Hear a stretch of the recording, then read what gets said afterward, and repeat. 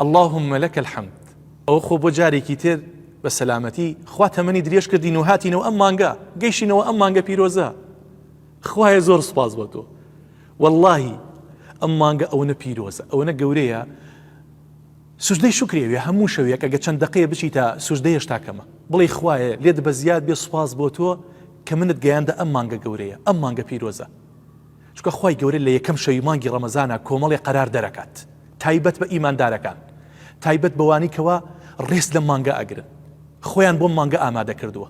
یەکەم قەرار لێ خۆشبوونی خوایی سوبحانەوە وتعالا بۆ مسلمانانی لەم مانگەیە بەڕۆژوە بن. ئەوە چی گەورەییەکە، ئەوە چی پاداشتێکە خوای گەورە لێت خۆش بێت.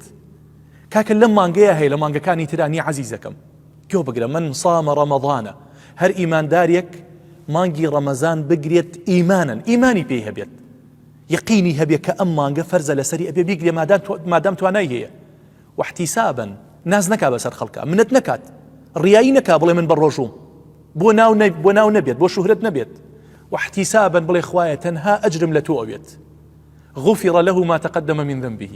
يا الله، خوای گەورە لە هەموو تاوانە بچووەکانی پێشووتری خۆشێ بێت. چەندێ تاوانت کردووە تاوانی بچووک، خوای گەورە بە هۆکاری ئەو ڕۆژوانی کەوا لەم مانگەیە بە ڕۆژوە بیت، بە هۆکاری ئەم مانگەوە خوای گەورە لێت خۆشە بێت. قەرارێکی تر إذا جاء رمضان فتحت أبواب الجنة. يا الله، هەر کە مانگی ڕەمەزان هات یەکەم شەوەکەی هەر هەشت دەرگاکەی بەهەشت واڵا کرێن، وغلقت أبواب النار، دەرگاکانی جەهەنەمش دائەخرێن. یعنی چی؟ یعنی ئەگەر لەم مانگەیە بمریت خوای گەورە لێت خۆشە بێت، ئەتبات بۆ بەهەشت. من ختم بصيام يوم دخل الجنة، هەر بە زمانی بە ڕۆژەوە بمری ئەچیتە بەهەشتەوە. ئەوە گەورەترین فەزڵە، ئەوە گەورەترین بەشارەتە عەزیزەکەم. چۆن سوژدەی شوکری ناوێت؟ لە هەمووشی خۆشتر وصفیدەتی الشەیاطین، مانگی تەوبەیە، شەیطانەکان ئەبەسرێنەوە، کۆت و زنجیر ئەکرێن، ناتوانن تاوانت پێ بکەن. ئەها، معتاد و مەشروب خۆرەکانش واز لە دەرمان و لە مەشروب بەهێنن، نمچەڕوتەکان و سفورەکانش لە چکێکەدەن بەسەریانە، نیۆژنەکارەکانش دڵیان نەرمە بێ، بە ڕۆژەوە بن، دێن بۆ مزگەوت، کەواتە مانگی تەوبەکردنە عەزیزەکەم. ئەگەر لەم مانگەیە تەوبە نەکەی کەی تەوباکەی عەزیزەکەم؟ گەنجی بەڕێز، هیچ مانگیە بەقەت ئەم مانگە دڵ نەرم نابێت. هەموو مانگەکانی تر شەیطان دڵت ڕقەکا بۆی تاوانکەی، هەرچی تاوان هەیە بۆت ئەڕازێتەوە، بەڵام لە مانگی ڕەمەزانە سوبحان الله تاوانت لە بەرچاو قێزەو نەبێت. واللهی ئەوانی کەوا شەروال پیس و داوێن پیسیشن لە مانگی ڕەمەزانە لە بەرچاویان قێزەو نەبێت، چونکە شەیطان نییە هانیان بدات، خوتوکەیان با و دەستیان بگرێ و یارمەتیاندا بۆ ئەو گوناها. بۆیە فرسەتە عەزیزەکەم، ئەم مانگا بیکە مانگی تەوبەکردن. تەواو بەسێتی کاکە، بەسێتی. چەند ساڵە تاوانەکەیت، چەند ساڵە خەریکی مەشروب خواردن و داوێن پیسی و خراپەکاریت، چەند ساڵە ڕیبا ئەخۆی، چەند ساڵە زوڵم و ستەم ئەکەیت. بەسی کە عەزیزەکەم، ئەم مانگا مانگی تەوبەکردنە. خۆت ڕابێنە، ئەم سی ڕۆژە خۆت ڕابێنە، ئەم دڵە ڕەبت کە بەخواوە خوای گەورە خۆی یارمەتی دەدات. قەرارێکی تر هەر یەکەم شەوی مانگی ڕەمەزان إن لله تبارك وتعالى عتقاء في كل يوم وليلة. لە هەموو شەو ڕۆژێکی مانگی ڕەمەزانە خوای گەورە کۆمەڵێ لە عەبدەکانی لە ئاگری جەهەنەم ڕزگارەکات، کۆمەڵێ لە عەبدەکانی لە ئاگری جەهەنەم ڕزگارەکات. چی خۆشیە کە تۆ بەر ئەو قەرارە بکەویت، نەکەر ئەوە. وإن لكل مسلم في كل يوم وليلة دعوة مستجابة. همو مسلماني، رسول الله فرمي صلى الله عليه وسلم لكل مسلم، ما دام مسلماني شمولي همو ما نكات. أفرمي همو شو روجك دعاء كتيا جيرايا، زواجت بو أسان نابيت دعاء بك، كشي كمالاتي هي دعاء بك، نخوشي دعاء بك، هر كشو مشاكل يكت هي دعاء بك. أجر خواه هدايتي نداويت تنها أم رمضان هاتويتا هنقاود ناوى دعاء بك، والله الرنق خواي قولة جواب باتو.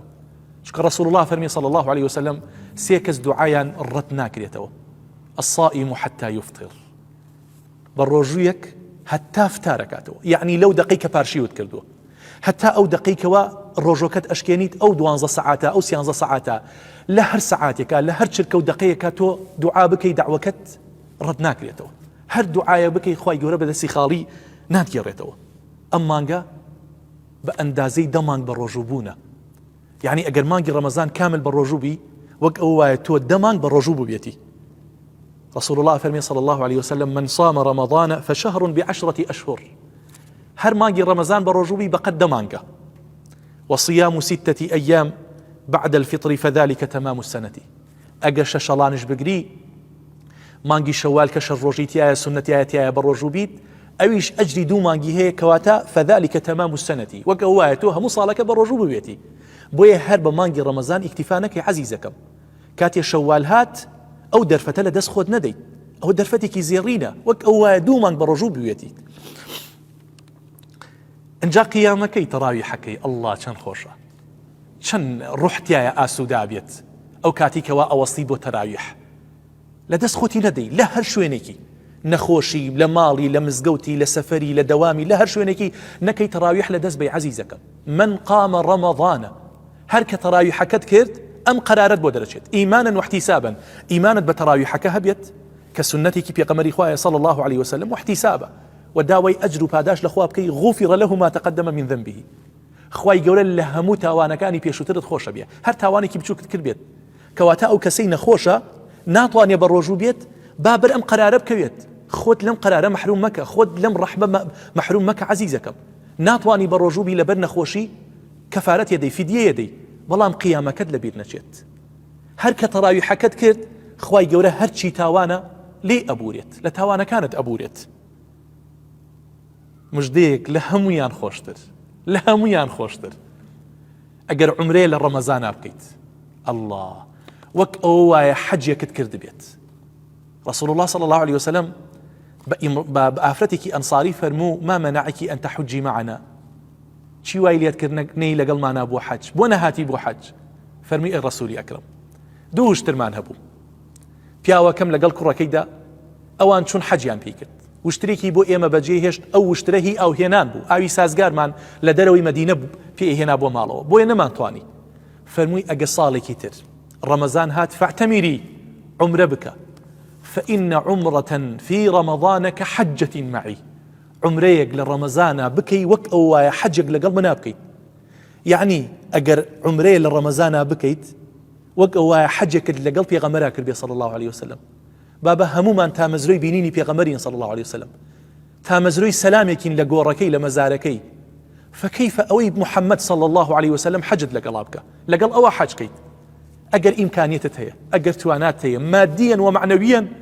بروا عزيزكم تابعوا بين الحج والعمرة للو ميلو مكاران مترسى بمري كسب فريات نايا قسما بالله العظيم. بروا هم رمضان بروا بو عمرة كي خود بك بو خلق صالي شش حوجة أروا بو أسطنبول وبو سويسرا وبو فرنسا وبو نازانم إيطاليا وبو طواوي شوينا خرابة كان بي عيبنيا وخلق نول لو ميناكا وبو مسقف وبو روشنبيري وبكسيكي قشتياري أزانا بوتو شرم أكيد. بروا عزيزكم أجر توانات هي من نالم أوي توانينية أجر توانات هي همو ما يكي رمضان برو سلك كعبة برو طوافي بيتك والله وك أوايا حجك لقل رسولي أكرمك البي صلى الله عليه وسلم.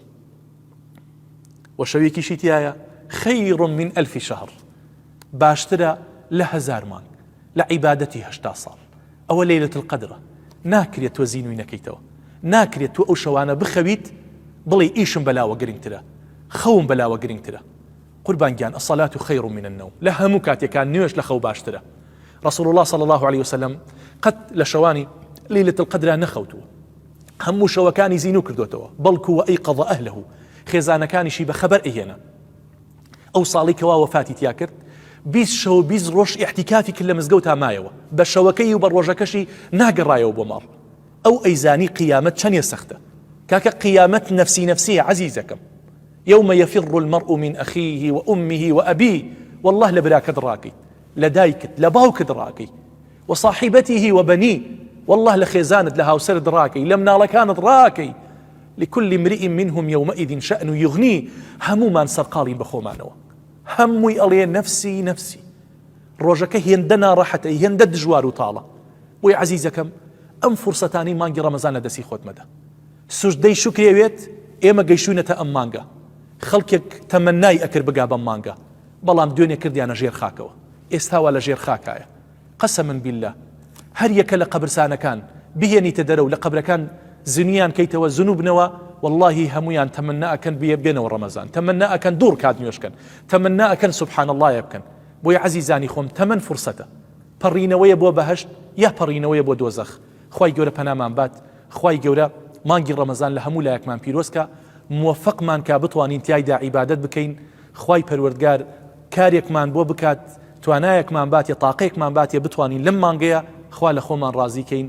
اللهم آمين، اللهم آمين، اللهم آمين.